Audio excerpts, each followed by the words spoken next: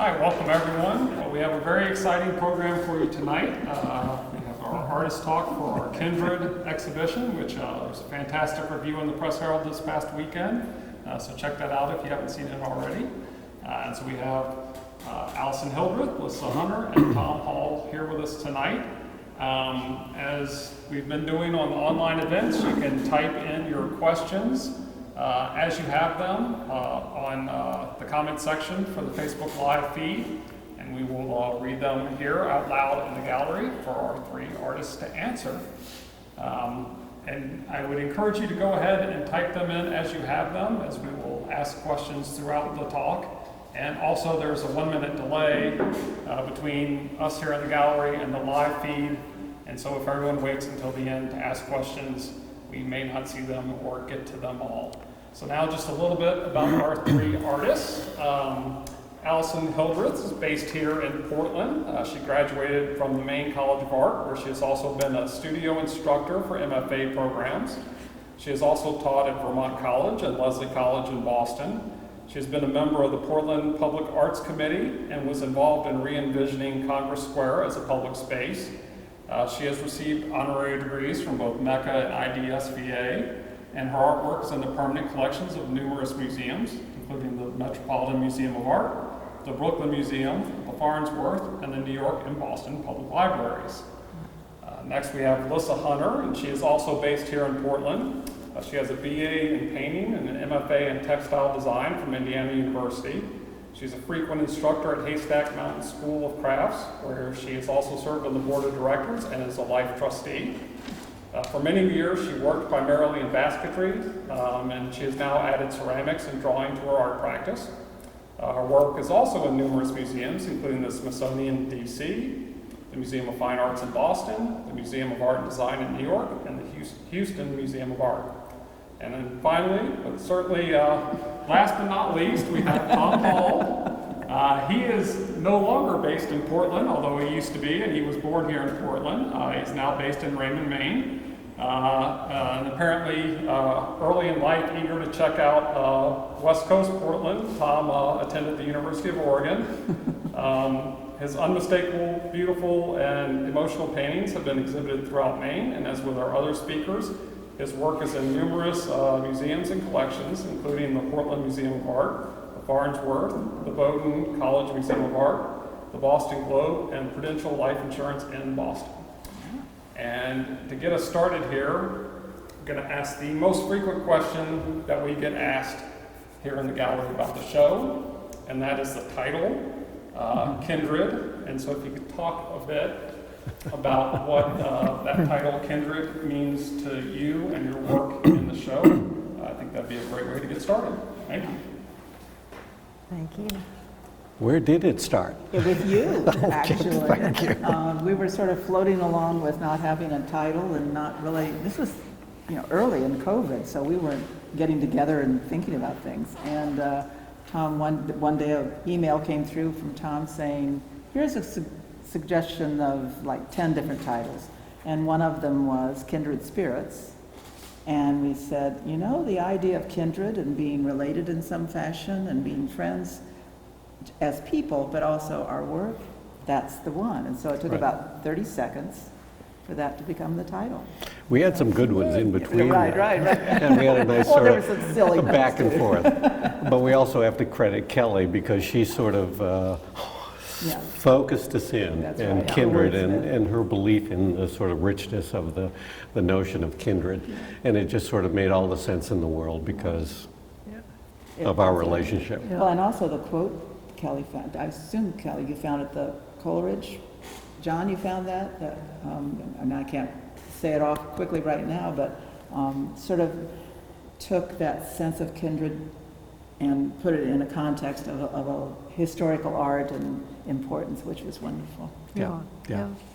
There's a lot of thanks to go around. That's right. Really. That's right. Indeed. Kelly and John. Well, that's one of the great things about having not a huge group show, but a smaller group show like the three of us that we can really appreciate that sort of thing, and then share that sort of things, the time that we've had over the years here in Portland. So. You know, it was a dream for me to be asked to show with both of you. I thought, what would be a more wonderful grouping of people? How I would love to have my work with your work. Yes, yes. The same way, I think. What, how long have you been painting in Maine? How long have you been working in Maine? Oh. I know. I'm sorry, but like, a long time, like right? forever. Let's see, when did we get here? Let's see. I probably just painted out of my house for a long time, but I got a studio probably in the late 60s. Yeah. In town. Portland, I bopped around Portland for a long time. I've had a lot of different studios in Portland, but I am where I am now, which I will go out feet first. It's a great studio. When you find It's a the right great place. studio. Yeah. Well, I was glad to hear that you were from graduate from Maine College of Art. Yeah, I did. I actually went to Vassar College and got my BA, but I thought instead of getting an MFA, I really wanted to have photography, have sculpture, have printmaking. I wanted to learn all those things. So I didn't want to be a generalist. I didn't want a general thing like an MFA would get. So I went through. With 4 kids, it wasn't easy. Oh man! Lots of matting knife on my kitchen table still. So we've had it easy. Yeah, I know. 4 kids. Totally. Oh man! 4 kids. Yeah, it was challenging at times. I think probably it was benign neglect for the children. Well, they always talk about the idea of being a real artist or being a successful artist or whatever, is that you have to be so selfish with your time in order to get it done. Yeah, it is a problem. And so I probably really started seriously working later than most artists do, I think. You know, I missed a good 15 years at the beginning. And I'm so lucky I'm living. You're making up for it on the other end, right? Because I've done a lot of work. In the last 20 years, I've done a lot of work. Well, all it takes is one visit to your studio and just see the inventory, which we all have incredible inventories, but you realize the breadth of work. A lot of inventory. Time for storage, time for Storage, yeah, right. We all need a storage unit. Well, it's funny because I remember having heard your name since I moved to Maine 40 years ago, 30, whatever. Yeah, it was 40 years ago. And knowing your name and kind of seeing your work, and yet I didn't know you until probably 15 or 20 years ago. I kind of got to know you a little better. And I came up to your studio. Oh, that's right. I was working with Ernie Paterno, who had his glass factory right next to you. That's right. That's right. And that's when we were doing the piece for the New England Museum, the gallery there with the glass pieces. The glass pieces. I did the first one I did was for the Farnsworth. Okay. Yeah. Okay. And then I did one for the University of New England. Yeah. Another one. Yeah. So it's been lovely. I think this, I've gotten to know you a little bit through the last few years, but this show has really meant a real sort of breakthrough and feeling like I know you a little better and certainly know your work better. It's really been wonderful. Well, yes, and for you, Lissa, I've gotten to see the variety of what you're doing. It's really astonishing. And I see something new. I'm coming here a lot, and I see something new every time I come in, and it takes careful examination. It's nothing that you can just, think. I mean, you see people in museums. I've been that person sometimes. Well, if you're not that interested, but it's just, I want to pick these bowls up and lift them around and turn them over. And Tom, of course, I hear people coming in here and saying, "Oh, I love these paintings." Best work he's ever done. And it's true. It's true. I don't know, is it true? I heard one person say, well, he splattered those things by mistake, but then he decided he liked them. Is that true? Well, that could well be. Yeah. Because there's so many decisions are made spontaneously and in the making, and you go places that you would never plan to go there, and it's so exciting. I think that's the most exciting thing about painting is that discovery in the making. Yeah. Exactly. There may not be a color palette that you normally use, or textures, or even collage, but that process of the making is really is the most exciting part. Yeah. Otherwise, you're just a manufacturer. Yeah. I mean, I think if you don't have that sense of risk and reward in the process of what you're doing, you know, might as well get a 9-to-5 job and just do the job. Yeah. So, Yeah. yeah, I think that's really essential. And it's part of the reasons I think I've done different mediums is it's like, you know, you Yeah. just want something to take Yeah. that risk with. Different mediums, that's a very interesting, And you've done drawing and printmaking and painting. I mean, it's not like you're. and glass Well, I work. mean, that's Glassworking. that's a common thing among the three of us, is that we're actually adventurous in a number of different mediums. Yeah. Yeah. And Yeah. and I've loved watching Lissa go from her basket making, which was rich and wonderful, but then she added clay, and then she's really focused on her drawing over the last decade or so, and it's just enriched everything. Yes. And one thing lends a lot to the other, I think. Yes. I earn a lot from printmaking. Printmaking is kind of a relief, is kind of it's a Zen-like thing to do, because you have a lot of time of damping paper and, you know, just stuff Process. that you do. Yeah. And so that is such a step away from something like oil painting, where you're just concentrating all the time. Right, right. I think I love printmaking, but I also found that it does take that deliberate focus, that right brain aspect of just preparing, like you say, all your paper, all your inks, you got to get everything ready, and then you go, and it's fun, but it's harder place to get into for me. Yeah, but it's like making a baked Alaska, you know, you have your instructions. But that's what I think. I've never what had I baked love Alaska. about- oh, well, she has to Am make I it a missing baked Alaska, something? you are. Okay. I think it's one of the things our work has in common is I come from undergraduate school. I was a painting major, and I was a really bad painter because I didn't want to make an illusion of a thing. I wanted to make a thing, and I Yeah. didn't know that. Sure. So I took a weaving class my senior year, last semester of my senior year, and said, ooh, this I like. Yeah. So then I got an MFA in textiles. But it's the, again, it's the kind of reward of working with materials, that the materials give you so much, and you then can kind of impose things on the Yeah. materials, and we'll say, no, I'm not going to do that, or whatever.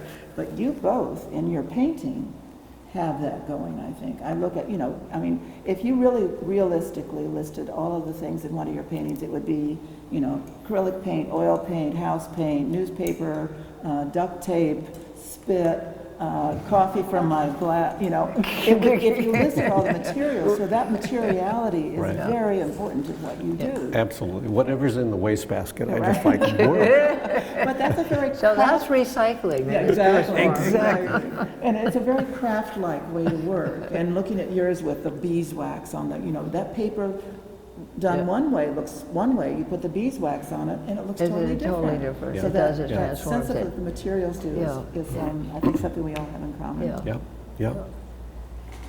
Cool. What is it? How long have you been working in Maine, as having left architecture? Well, it was a time when I was working full-time architecture in Boston and Cambridge, and I think just being having the availability of these great museums around me all the time Sure. just made me start thinking about being a painter. Yeah. And painting is so much easier, so much easier than architecture. Oh, I don't believe that. It is. Oh, sorry.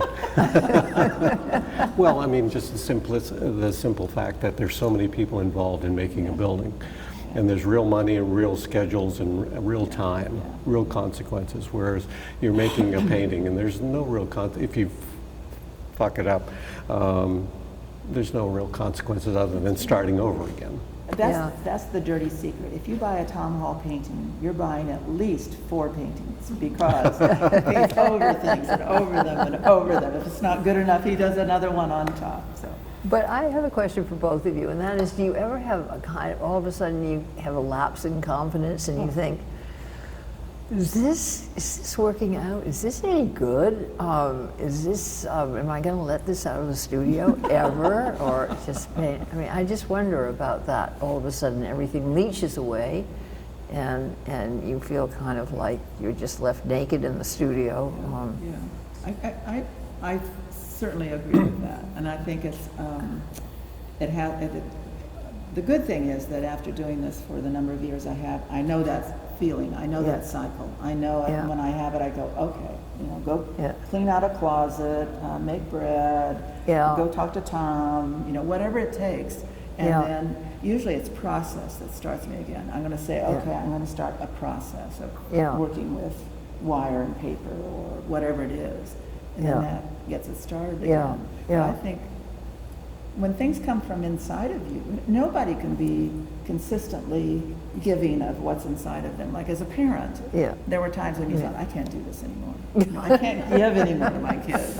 And then you replenish and it comes back. And I think it's the same kind of thing as being an artist, is that there are those... It's just ups and downs. Absolutely. I remember maybe one of the greatest things I got from my schooling at the University of Oregon was about process, the creative process. And one of the most important things was forgiving somehow, because it is so hard to go from nothing to something. And along that process, you are going to have depressions, and elations, and we think you're on the right track, but you wake up in the morning and go, what the fuck was I doing last night? Truly. And then you have to, the next day you spend the whole day sort of reorganizing the painting itself or changing the color or something. But it is that process, and you have to forgive yourself in terms of, and know that up and down. I do. I wonder if people know the angst and drang that go into work. No, unless you've done it. Desperately. No. But it's a choice. I'd rather spend my angst doing what I do than worrying about, colleagues at a job I hate or something. No question about it. There's no question about it. But it's not always going the way you hope it goes. That's the job. Some days I go home and I think, this is working out. And I come in the next morning and I said, how could I have ever thought about that? Absolutely. But do you have the other side of it? Do you ever come in the morning and go, well, that's... I have the other thing too, It's like the hospital patient. You leave it, you think on its deathbed. Well, but also then the flip side of that is the responsibility an artist has, not to make crap. Not to have an ego That's so true. Involved that you say this is wonderful when really it's not. And maybe that's the hardest part of it, is being honest and painting over something that you've spent a long time on, right? So, Well, as Lissa mentioned before, that many of the paintings in this show, particularly, are actually pieces that were done years ago, and I've just pulled them out of the rack, and you sort of have to judge, repaint it, and it comes with a pedimento of marks, of colors beneath, and so it has a history. It has a history, which I love. Sort of like a pedimento. You can read those paintings. Yes. And that's interesting. I think that's another thing that all this work has in common. There is a sense of something behind what you see that is either historical or literary, or references to maps and organisms, or spoons, because everybody uses a spoon.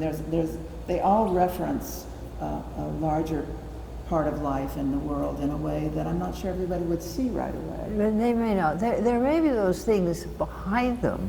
You read, you see, and so you start out, but certainly there's that process. They go through an evolution. That's very we good. We love our mediums. That's right. And whether it's drawing or whatever, we love it. Bring it on. Come on. Mush it. I like that, Lissa. Write that down. Right. We have it on tape. That's right. We have it on tape. How good is that? We must do this more. Really. Well, what would you do if you weren't an artist? Oh, good question. I don't know if it's a good question, but I'm always curious about it, because I was thinking about it for myself. Question. It's like I have no. If your studio and everything was taken away from you and said, okay, go out in the world. And, well, that fish. Stop the conversation. Fish. I'd fish. Well, another similar question is if there was another art medium that you had not had a chance to do well yet, because I'd love to be a glass blower. Really? Oh, absolutely. I love glass. Really? Yeah. That is something I would so not like to do. Oh. Well, there you go. Yeah. Having worked it's a with guy one, thing. I worked with. It's a guy thing. It's a very manly thing to look Yes, at. it is. You always see like Vulcan around the. Oh, yeah, Exactly, fire, Johnny. hot, yeah. It's that dangerous. basic element, the heat. Oh, we could figure out a way to get you. Well, have you There's- ever worked there's with still glass? time. Have you worked with glass? I've done some glass blowing years ago, but Yeah. No. Nothing You never- significant. Yeah. But you understand the process. Oh, absolutely. I go on YouTube and watch it all the time. Oh my gosh. I go, awesome. I know you, Tom, and this is a Well, Tom, Next life. come on, it's possible. Can't do everything. What would you do? And it doesn't even, I was thinking, it doesn't even have to Another- be visual. another It doesn't even have to be medium. visual arts, but what if, Oh, if it weren't visual, it certainly wouldn't be writing. I'm a terrible writer. If it weren't visual artists, what would I? Maybe that's why I'm an artist. There's nothing else I can do. like, totally. This is an interesting question. I've never thought about it because I never You could have been ever. an So opera how about you? impresario. I would like to have been an actor. An actor. Okay. Yeah, Cool. Yeah, but I Yeah. didn't know it when it was still Yeah. time when one could Oh, I do would be that. too terrified to put my foot on a stage. I did a little bit of acting, and Yeah. the idea of becoming someone else is That is so very, interesting yeah, to me. yeah. And then I have to come home and be me, but it's sort of a downer. But there is something about creating a persona, creating a character that I think is really Well, so compelling. we'll be Yeah. on the lookout, Tom. Maybe we can be her support There you team. go. We can. Yeah. Well, speaking of support, Tom and I met. How long have you've been doing artwork? Oh, you didn't say in years though, you just said since you left. Well, I started painting when I was 30 years old, And you're now 42. Huh? and now I'm 32. And what yes. was your first, what kind of work did you, what was your? Well, because I'm self-taught, which I'm proud of, and I think there's something about being self-taught in any medium that there's a truer chance of getting original work, and I think that's what great art is, that original voice. And so I spent my Boston years from going from museum to museum. I'd have my period where I'm doing my Edward Hopper time, I'm doing my Monet time, I'm doing, on and on. So Yeah. I would spend months doing Monet paintings, Edward Hopper paintings, whatever it was. And then I'd just go through the list of his art history, and eventually hoping and maybe just knowing that eventually my voice would come out, Yeah. which it did. Yeah, Did what that you happen did. when you came back to Maine? Yes, absolutely. Because when I came back to Maine, I remember I was living on Peaks Island at the time, and I said, okay, if I dedicate myself to the Maine landscape, I've got a lifetime of work.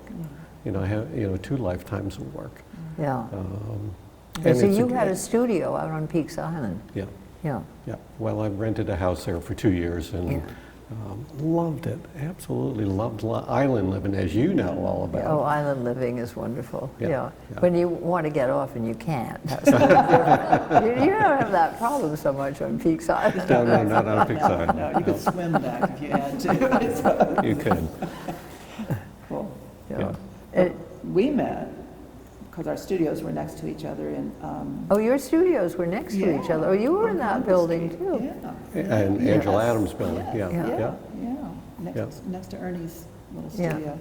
And that was, for me, one of the greatest serendipitous events of my artistic life was being next to you, because we'd have coffee every morning, and it's not like we talked about the great works or, had great critiques of each other's work or whatever, but there was something about, because Tom knows so much art history and so much, especially 20th century art, it was sort of an affirmation for me that, yeah, I'm in this thing, and it's a real thing, and here's this person who's doing something who's also in this thing.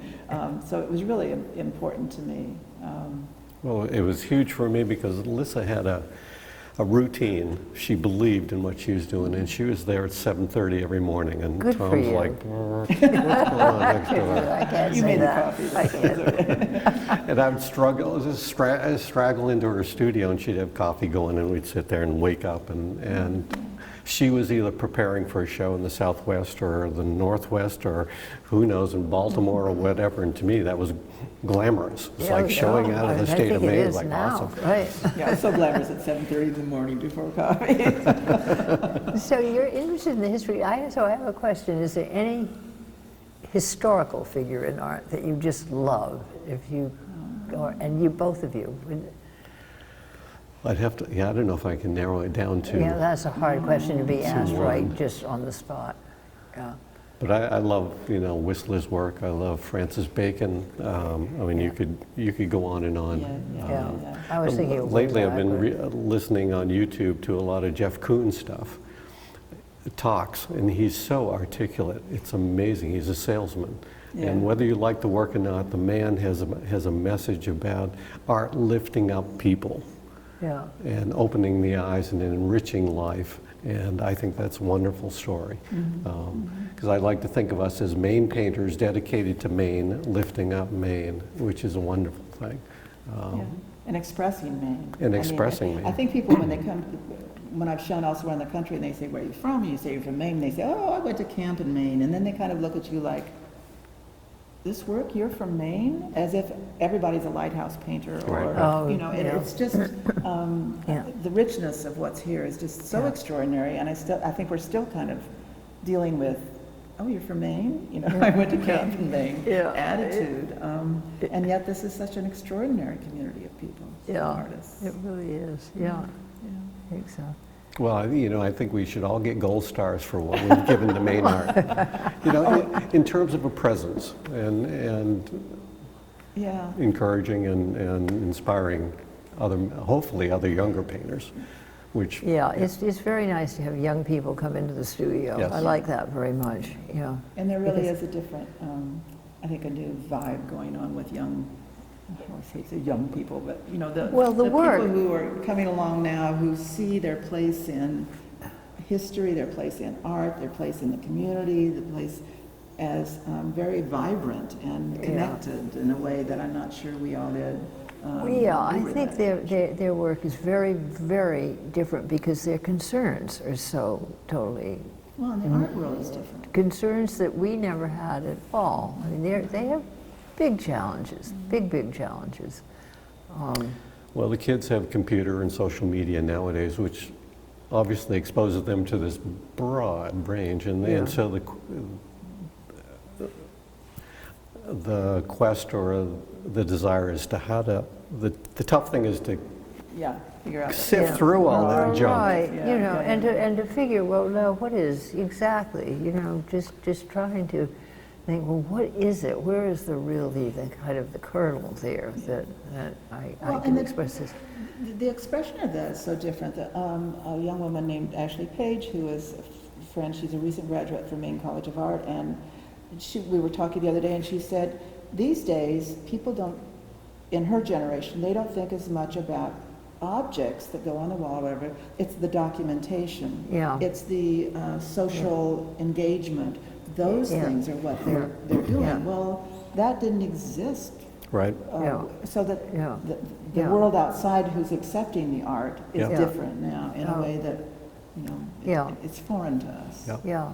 No, it's very interesting what they're doing. My granddaughter's an artist, and it's really interesting to see the different avenues, that she's exploring, really. But some of the work is great. On the other hand, they love learning how to weave, or how to thread a loom and weave something. There's this throwback to actually making things with your hands, and that the craft traditions are coming back. Oh, I would like to think so. I'd like to think that there is appreciation of the realness of things as compared to the digital world. I think so. I think what we forget is nothing gets replaced; it just gets added to. Yeah. So people still want to know how to make a mug, but they also may want to do, what are the things now that there's no real thing that you sell online, and it's a, a WTF. I don't know what. Anyway, there, NFT, there's that didn't exist for us, but those same people may be very interested in learning how to do the things that we do. Yeah. It's just that they're just Well, a lot more performance, and you want to be an actor, so you can go to the next step. Well, yeah, but I think acting is like theater, and art is art. So I'm Right. not. You don't I'm think not that in a good you don't place. see that there's some boundaries that can be broken down. No. Yeah, but I think there are boundaries. Yeah. They aren't, just never mind. Yeah. Yeah. Interesting. We have a question here, which I think will actually, the answer will surprise people who have seen the show. At least I think I know the answer, but we'll find out in a second here. So, did you see each other's work while you were making it, or was the first time you saw each other's work for the show when we actually had the show? The latter. Yeah. Yeah. It was COVID. We didn't get together. We didn't see each other. We Studio. would email every once in a while saying, "Hey, how are you?" But other than that, But at the same time, we knew each other's work intimately yeah. over many years, exposed to each other's work, and there was no lack of confidence that we were going to put together one hell of a show. Oh, we're so excited.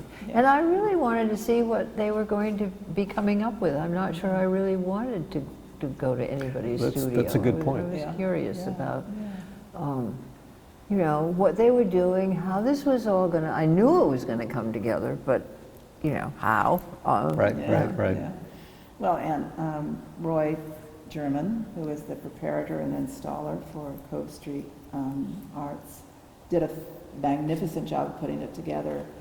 Not everything that all of us brought is up, because they were very selective in how they hung the show in terms of the work that goes together and what is shown and isn't shown. It's just, and I told several people, I think he's the fourth artist in this show, that I can't imagine it being done any better than it is. Oh, Pretty I was damn so nice, happy yeah. when I came in Yeah. and saw how he'd done it, really, yeah.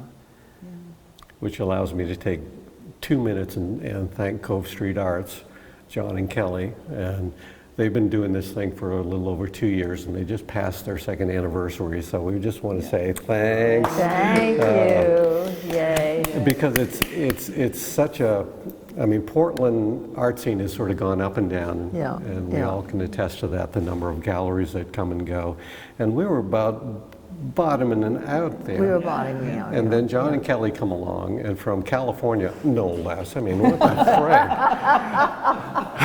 They get us here in Maine. What is that? You changed your license plates, didn't you? And I think they would admit to not having a huge background in art, but they're just such focused, wonderful, and Yeah. incredibly intelligent people who have a great background in business, and they're just passionate people, and we're so We're fortunate. very We're fortunate. very Maine is fortunate. fortunate to have them. So, Thank you. Heartfelt thanks. Yes. Really. hugely. And that's no small thing, especially for, those of us who've been doing this for a long time, to have a place where you can show where you feel that if you're not putting work up in the bank, which is, people will see it if it's in the bank. That's lovely, but there's a sense of respect about this place that is really terrific and enriches the arts. Yeah. Well, and the space itself is drop dead gorgeous, and I think you're both so courageous to have a look at it and think, Yes. we're going to fill this You got a what? every 2 months? Another C word. Crazy. Crazy Yeah. creative. It's just a gift to Portland. It's a real gift to Portland. Yeah, absolutely. Also, it's sort of to go with sort of the title of the show and the questions around that. I was hoping each of you, because to me the title of the show became obvious. Now I think we had the title before I had read your artist statements, so it's actually kind of backwards. But I think once I read your artist statements, the title then became so apparent.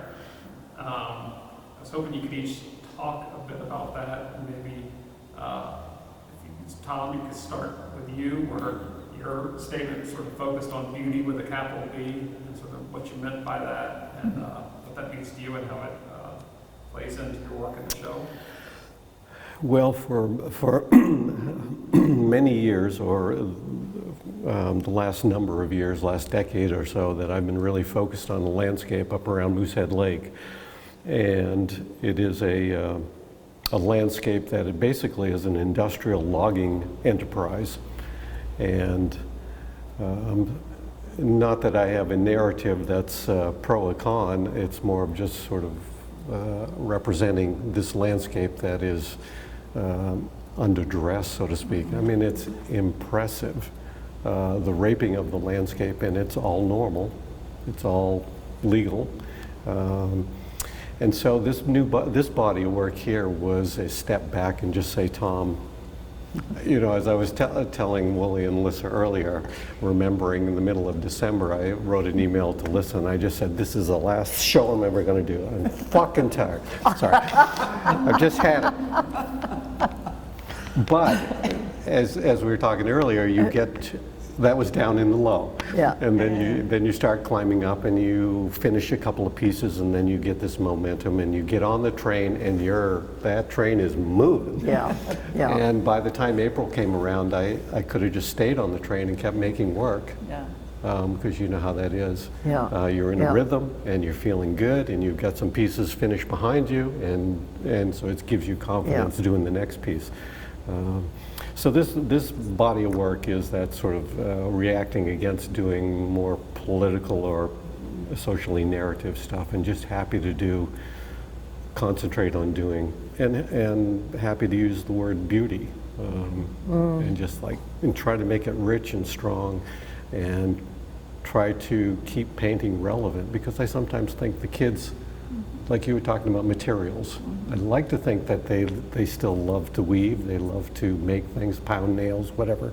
I sometimes wonder, I don't see much new work that I'm interested, but I think that's normal for older generations and the new generation. You But I don't think appreciate the new. that's where the marketplace comes into being too, and education, especially university education, comes into play. There is a fairly narrow sense of what is the thing to be doing, but those individual people, fit themselves into that category. But they do want to weave. They do want to do those things. So as long as that human spirit is there, it's going to come around. Okay. We'll be okay. Good. I need a drink of water. There you go. Yeah. So, Lissa, from your art statement, and then also kind of focusing on your chosen subject matter, obviously you've got a lot of spoons. A lot of spoons, yeah. 100 spoons hanging on one wall, and then brushes and bowls, and for the use of everyday objects. And if you could talk about that decision to focus on those sort of everyday objects. I think there's several things at play. One of them is this sense of, as Willie talks about, connectedness in her work, this sense that I assume in virtually every culture in the world, there's something that works like a spoon, and it is a tool that is common to all humanity. I find that kind of poetically positive. I love that notion. And so that's why I started doing the spoons. Actually, I have some of my grandmothers and great aunts silver spoons that they got in like 1895 or something like that.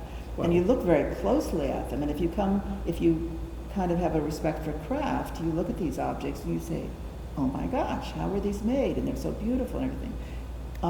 I just discovered an artist whose name I had heard for a long time, but I didn't know his work, named Robert Longo.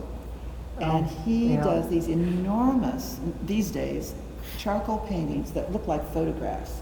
But they're charcoal drawings. I mean, they're extraordinary. But one of the things he says is that virtuosity is a reason for people to look more closely. Mm-hmm. So he does these things so people think, oh, it's a photograph. Oh my gosh, it's not a photograph. And they literally will get close and look and pay more attention because of the virtuosity of his work. And I like that notion of looking closely. I always have. And I think craft, this notion of making things, gives you that advantage, because people will come in and they'll see the spoons, for instance, and they'll say, not spoons, whatever, and they think I've collected them rather than made them or something like that. But then they'll get up closer and they say, oh my gosh, that's a bone. Oh, look at that, that's a hinge. And there's a point of entry that's created by what the things are that we all have in common. We all know spoons, we all know these materials, and then they can go into the narrative of it and kind of come up with what they think this spoon might have been or where this might have come from. So that's, and I've worked that way for a long time. I think I'm not very good at doing large political although I think being human is pretty political these days. So I will give it that. Political problem. We're a problem. Right, yeah. But I was thinking, one of the first spoons that they found, wherever Lucy was first discovered by the Nearys, was a spoon. So, Okay, there you go. And people did traditionally carry their spoons. Really, when they traveled, they went with their spoons. So. I got mine with, no. I'll get you one. It's okay. You I can make you one of those. You forgot your spoon. Oh. And Louis, if you could talk a bit about how you started with the interconnectedness of some of the tiniest organisms on the planet, fungi, and ended up in the cosmos with the work in the show. I know, how weird is that? Well, in some ways it seemed, the fungus turned into the spores turned into something that seemed sort of star-like. So then I thought, I love maps. I've always loved maps. They're kind of a jumping off place. And I love to go out and look at the night sky. And at Vinyl Haven, it really is, there's no ambient light.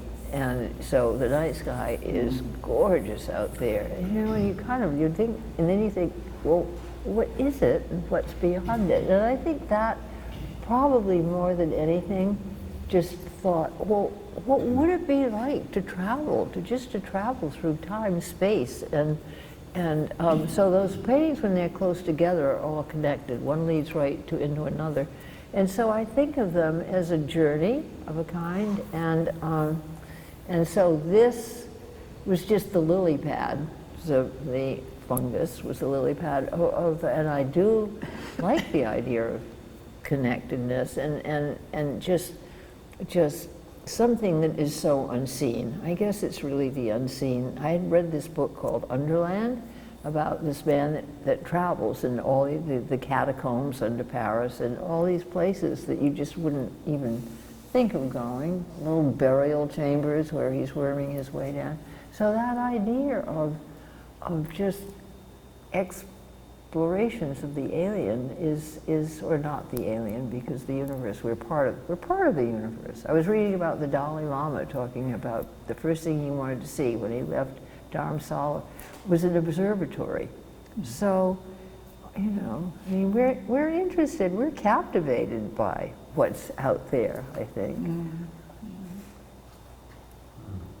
I read a book by Alan Lightman in which he talks the about stars at night in Maine, that, and one of the statistics he talked about was that a human body, typical human body, if you halved it and then halved it again and then halved it again, in 30 processes, it would be the size of an atom in a molecule, an atom.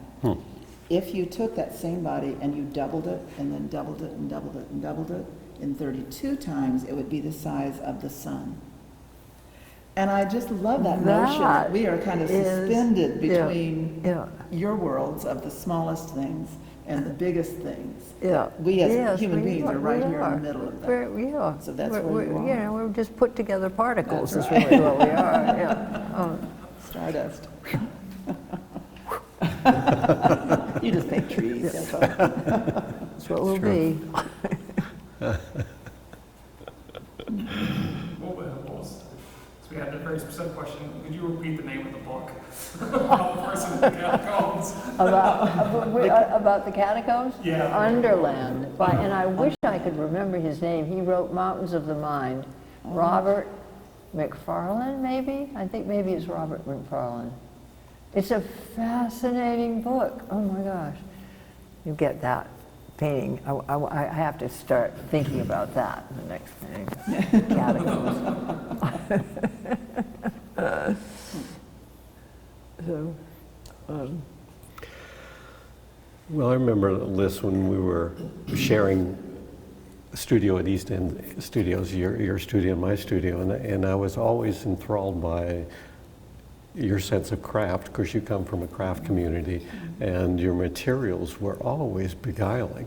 And I think just seeing whether it was different types of thread, reflective, natural, grasses, I mean, on and on and on. And so it really just sort of encouraged me in my collage. It's just like, keep adding it, throw it in there. Oh, Tom. great. Yeah. So I'm the reason you put duct Yeah. tape in your painting. Well, it broadened my sense of what the mediums could, could be, Yeah, what painting could be. Yeah. I loved that. I want to ask both of you, neither one of you frames your work.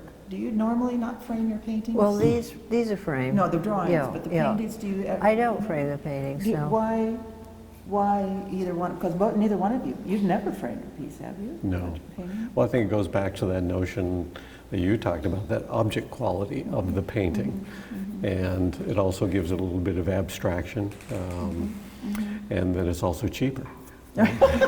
I don't There think is they that. require, I don't believe they require frames. No, No. absolutely not. No, I don't think so either, but it's, I think it's just kind of unusual of the 2 of 3 artists here who are painters. they But don't some people frame. might have taken their spoons and broken them up and framed them, put I them in know. frames, so, I you know, That would be you're in the silly. same, you're in the same boat.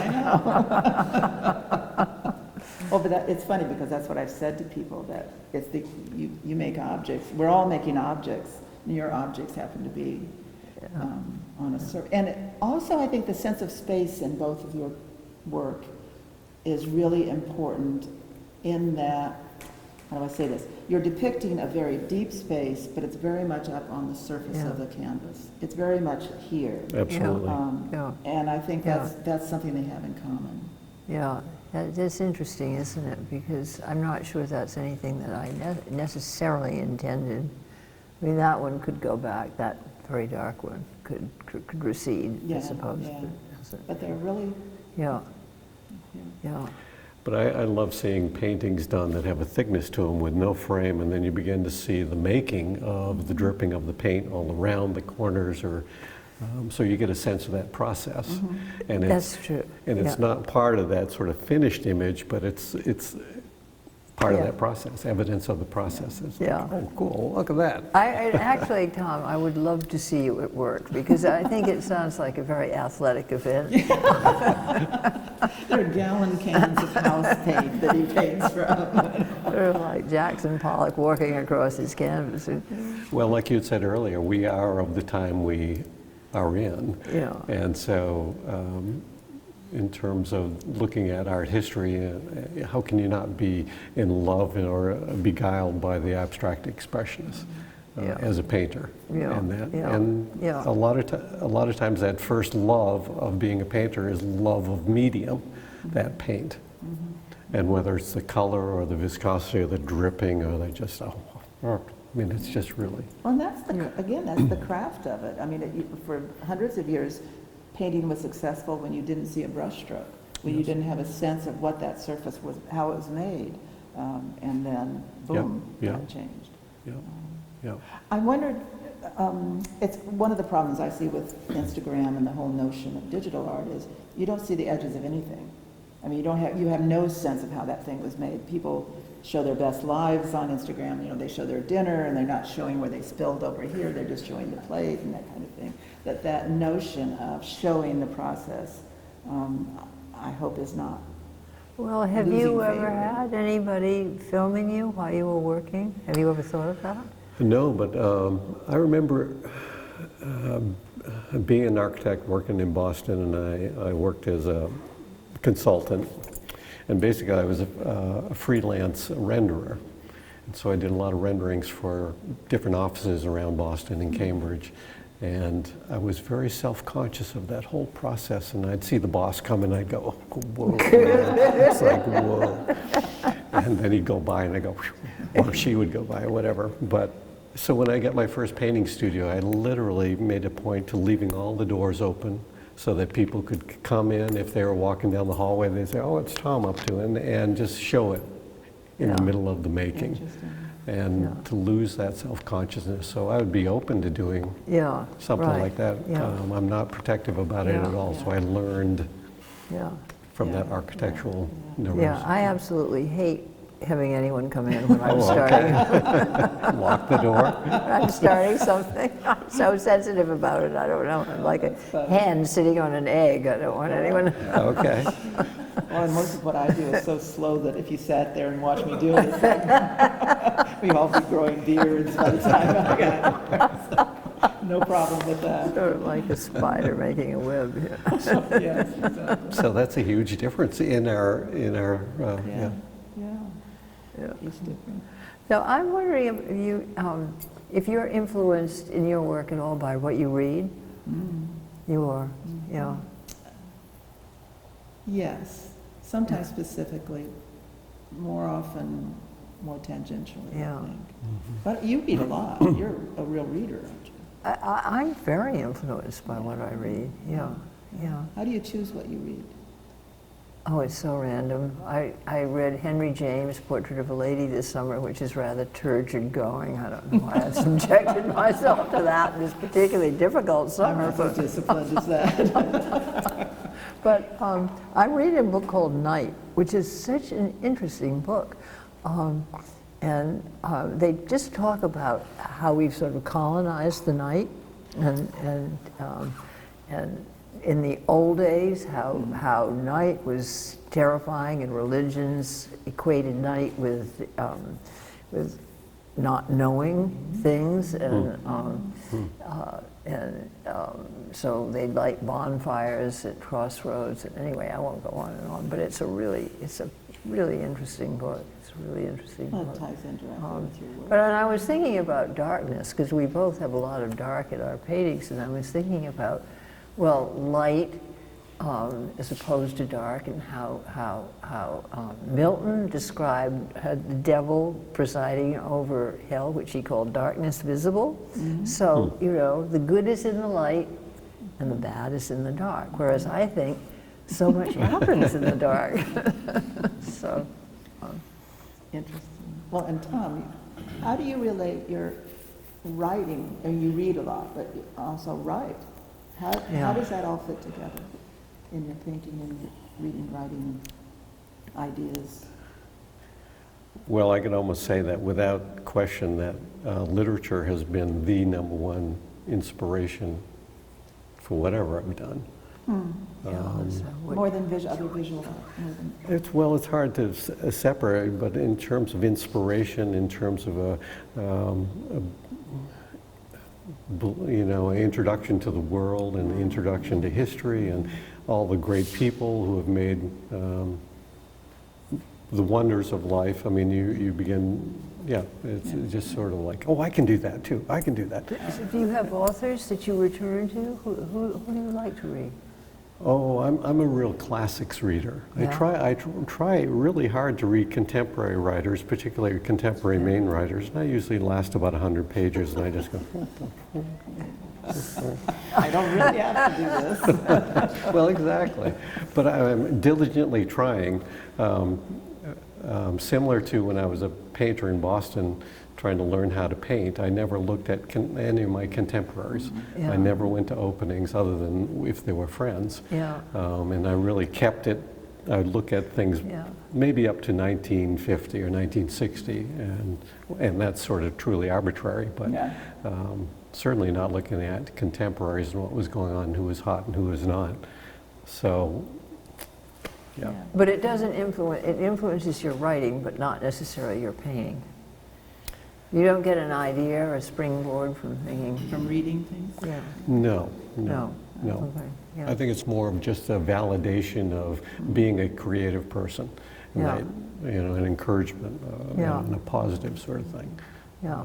Well, there is something about how words are crafted, how sentences are put together and all of that. I think that when you see something that grabs you that way, you do feel a kinship with that. On your best days, you feel a kinship with that, and it is sort of reassuring Right, to right, have that sense. yeah. Words, I do a lot with words in the planning process, and trying to take a big idea and make it accessible. I start usually with words. How? Describe. For instance, I'm going to be in a group show working with another artist, and we've said how we're going to do this, and she said, how about the idea of duality, the idea of duality, Yeah. that word, duality. So then I started thinking, what is duality? It has to do with reciprocity, balance, yin-yang, so I'd make Yeah. a list of Yeah. those kinds of ideas, and then those words become visual.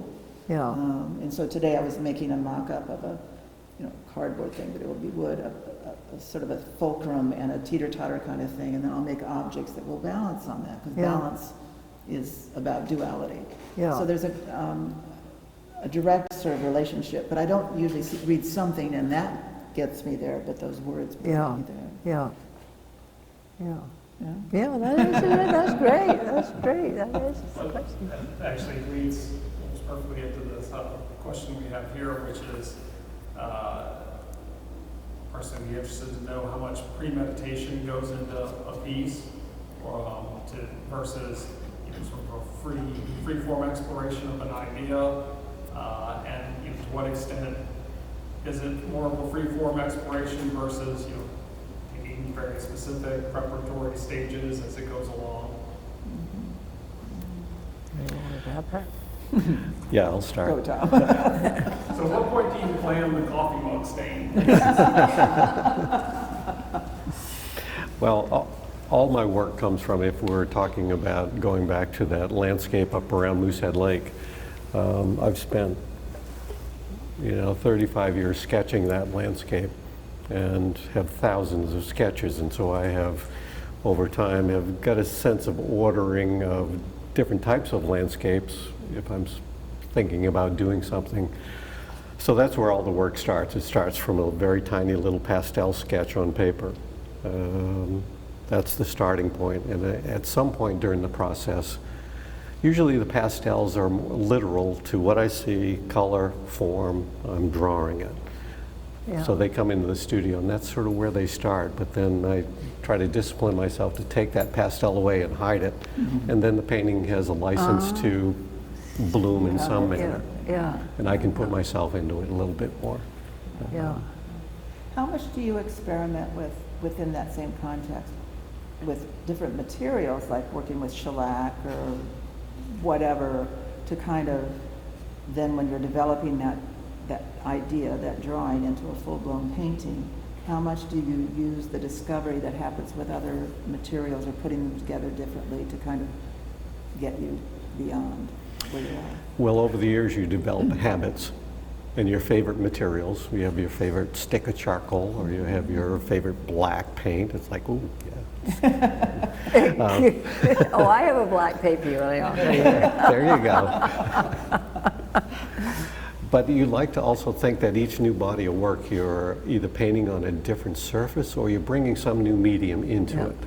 So it gives it a little unknown quality. Is that risk-reward thing? Yeah, exactly. And so you have this sense of discovery. And I think I've told you recently that my father mother moved out of their condo into a care home, and my dad gave me this box of old varnish, cans of varnish. Yeah, It's like, yeah, what the frig? yeah. I worked in Yeah. water-based paints, and so this was the first body of work where I really started mixing water and oil-based paints, and you get some wonderful surfaces. No Just way. outrageous. That is interesting. And I have started, of course the big ones asked for it, but I was also working with the small ones on the flat. Yeah. I had set up this intricate platform of sawhorses and different layering so they could all dry at different times, and start pouring and dripping, and the water and the oil just creating these wonderful sort of. Yeah. So that was sort of the discovery of this body of work. Yeah. Who I'm knows what's I'm go- picturing Francis Bacon's studio when you're talking. What an outrageous studio, huh? Yours is a little I smaller didn't even than walk that. in it. That's true, yeah. And that sort of circumstance too, your floor is this wonderful evidence of the making of the dripping and the, Yeah. just let that Yeah. paint go on the floor, so. It's also your home. I know. It's where you live. You have to remember when you get up in the middle of the night, not to step in that shellac. Did we answer? Was that, are we all supposed to answer the question? I forgot the question. Oh, so it was just sort of, the question is, Where does it come sort of from? once you, yeah, Oh, your once you process. have the idea, like how much premeditation and planning goes into a piece versus sort of more free Oh, form right, exploration. right, I forgot it too. Yeah, good, thank you. I've created a couple of ways of working that seem to work for me, and I've said this 1,000 times, but I work with materials and techniques and ideas.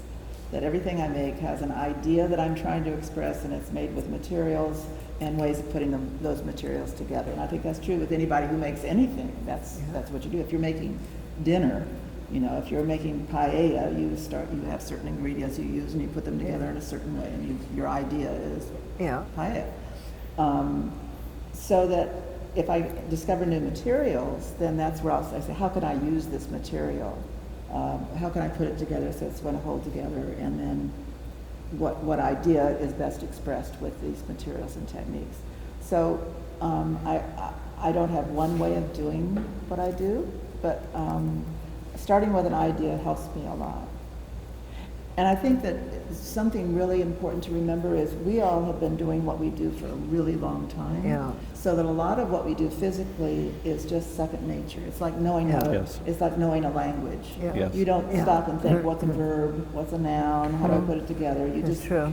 Yeah. speak. Yep. And I think that's a big part of why we Yeah. do what we do. And so, and amongst having that initial sort of idea, which is quite restrictive, you also allow yourself in the process to break out of it and redefine it as maybe. Exactly, Yeah. exactly. And not worry about that somebody's going to get it.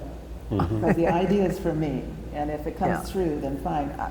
One of the lovely things about this show is I've had people say things that I had no clue. But when I look at it, yeah, well, they're right. They've taken it into themselves and come out with something. That's interesting, That's isn't pretty it? cool. Yeah, that's very interesting. Yeah, yeah. What was the question? Your process, are there things that Yeah, you do?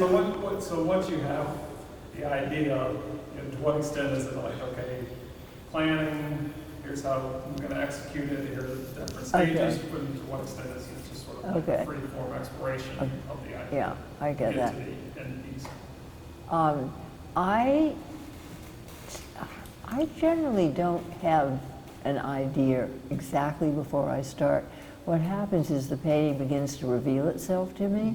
So I think, with every one of these works for different reasons, I would start with maybe an idea that would just start to change. So every one of them I painted a matte black oil and started on that as a surface, except for that one in there. I didn't do that with that painting.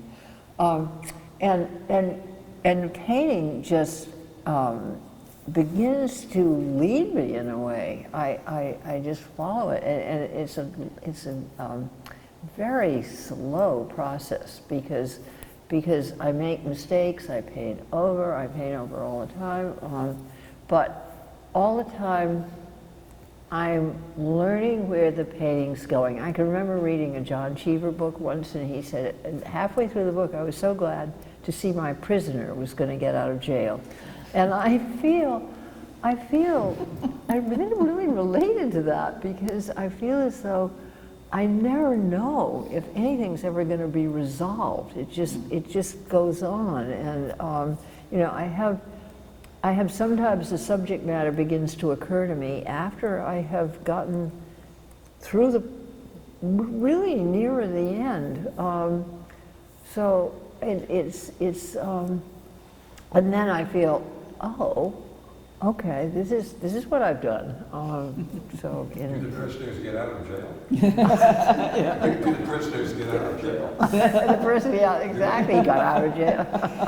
Oh, the person in John Cheever's book got out of jail. Yeah, yeah.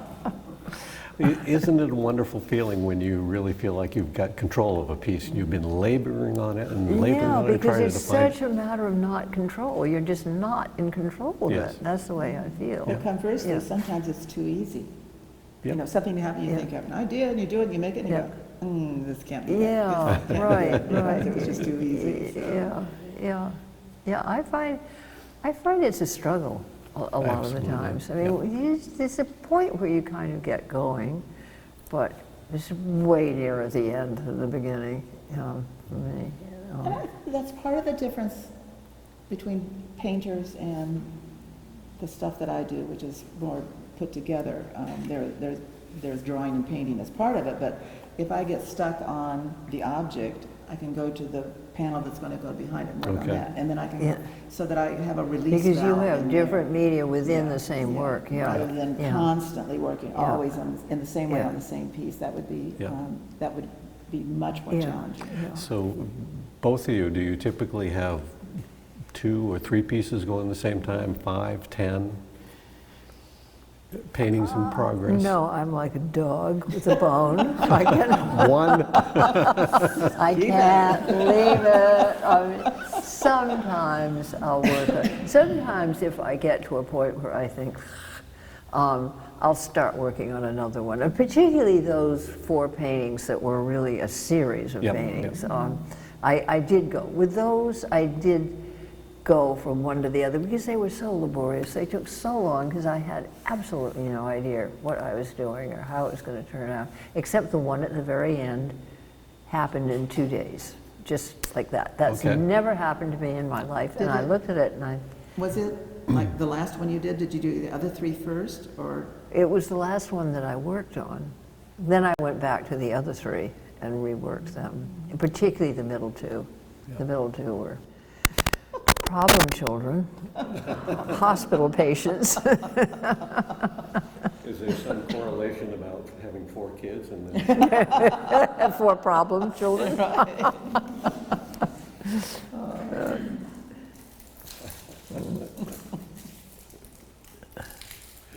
a little over an hour, and I think we've reached the last question. Okay. So if there's any last comment or thoughts you'd like to add, I think we're all done.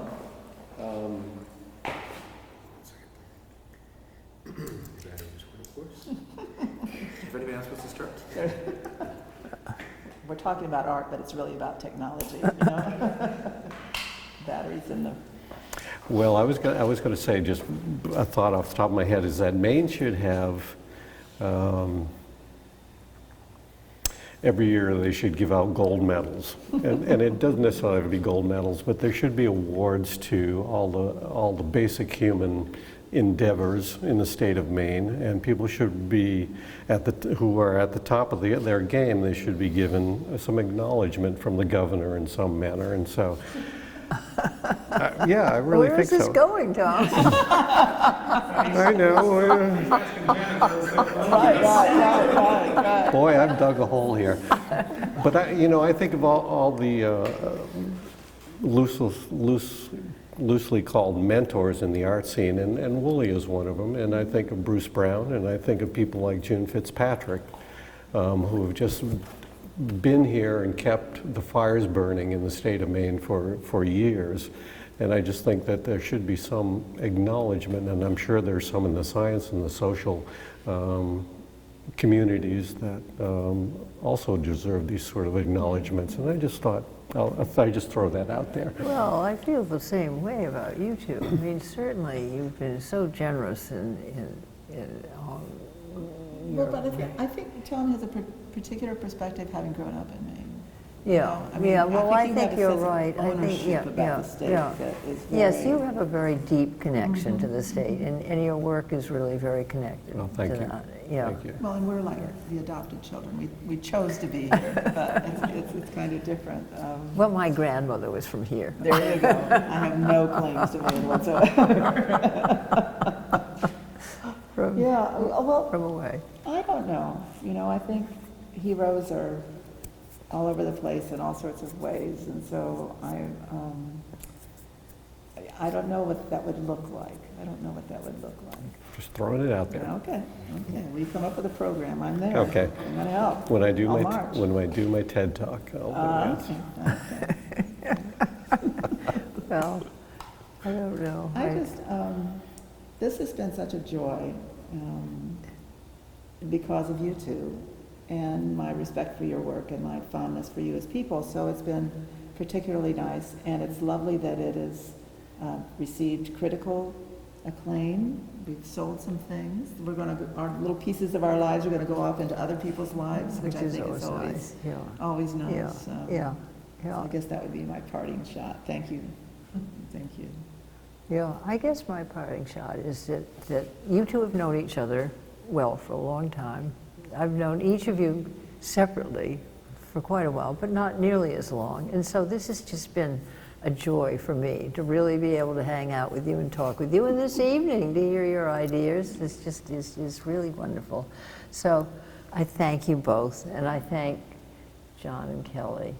Yes, thank you. Thank you for giving us this opportunity in this absolutely pluperfect space, really. When I walked in here, the opening, I practically cried. I just thought, oh, this space around work just makes it look, you know, joyful. because we showed at June's, you know, big work. Oh, yes. I loved her to death, Yep. but it was a little gallery, Yes, right? yeah. And, you know, Thank God for that little yeah. gallery. Yeah, well, thank God for her. She did a heroic, wonderful job. Yay, June. Oh, But, absolutely.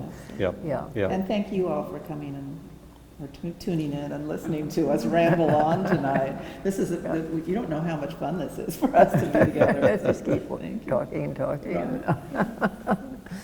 Okay, thank you. I never got in that Caravaggio was my favorite painter.